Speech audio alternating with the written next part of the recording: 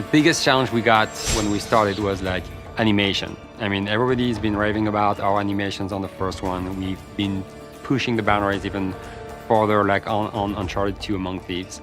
And we're like, okay, that's great, but how are we gonna make that work online? I remember I got really excited when I got on my monitor like 2 drakes running around. I called everyone in the office, say, hey guys, come on over. And like everybody like saw right away the potential. We were like, okay, that's huge. We spent a lot of time working on our technology to just bring animations across the network so that you can see the other players at the same quality you would see just like NPCs or enemies in the game.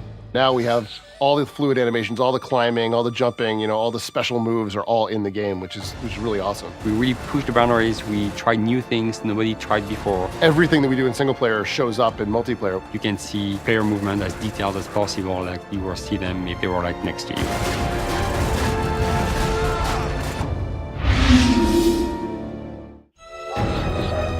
So when we started to work online, we also want to make sure the experience for the player would be just as simple as it is when you play single player. So you hit start, you start the game, you play. I can very quickly jump online, hit our matchmaking system. There's no waiting around, there's no nothing. I'm pushing a button, I'm in the game. I'm finding people of like skill, so it's bouncing me up and down and putting me into the right level, so I know that every game I play is going to be fun. I'm going to be constantly challenged, but it's not going to be too hard. Also, something that's very important is be able to play with your friends, and that's why we create our party system. If I have a bunch of friends online, I can very easily invite them to join my party. I can see them in their party, jump in with them with one button press. So that if you go and make a custom game, they're going to play that custom game with you. If you go in matchmaking, they're going to come and be in your team and follow you in your matchmaking. So that's key, because a lot of people want to play with their friends too. It's super important, like to be able just to chat with your friends and make fun of them sometimes if they die and stuff like that. We made it like really extremely easy. So I'm sure people are gonna use that feature a lot. In the cinema mode, we record the games that you've played, so you can go back and watch games that you've played before and see what exactly you did. The last game you played.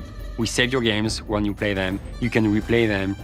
Just fast forward, pause the game, stop, freeze everything, move the camera around, and just look at what's going on, where everybody is, and you can take screenshots, and so that you can then show off to your friends. And also, you can use it to see how other players are playing. So, like, if a guy was really good in the other team or in your team, you can just replay the file and just follow him and see how he did it. What was his tactic just to be so good? What is he doing? Because everybody has a unique technique. Even if you're playing by yourself, you're gonna call your wife over, your kids, your friends in the house and say, look at this awesome thing that happened, and sort of gets more people involved. You can go through and sort of give yourself a best of reel, which is really, really neat. The great thing about the PlayStation 3 that I love is the fact that there's a hard drive, and that's on every single machine, and that's priceless for us. So cinema mode was very easy because we can save your cinema files to your hard drive very easily, and also we're having some technology using the cloud where we can save the files, your cinema files, to the cloud. So that when you want to share it with your friends will be able just to get it from the cloud and download it to their own PS3, to their hard drive.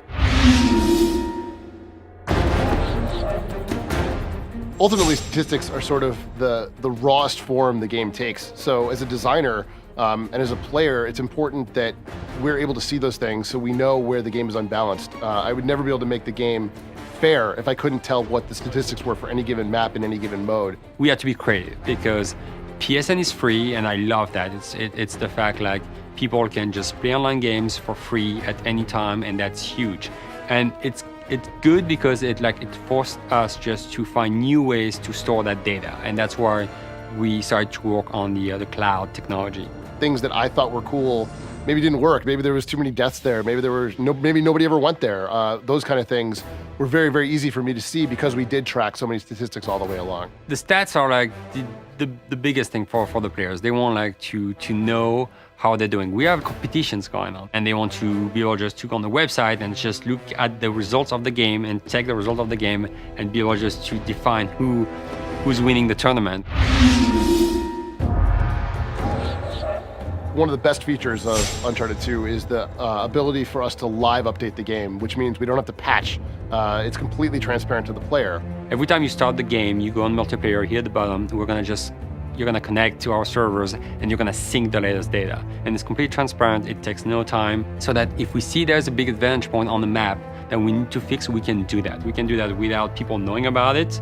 And it's good because it makes the experience better for everyone. The game has to be fair, and that's very important. If we want to update models in the game, it's very, very easy for us to do that. If we want to update game modes, or even just tweaking numbers having to do with the explosive damage, let's say, or the damage of the guns, if we find that something's overpowered or in the wrong place even, we can update all those things. We want to be able just to keep pushing new things to the players even after we ship. And that was a big part of our technology too. And we're using the cloud for that too, where we store all our files just that you need to update on the cloud.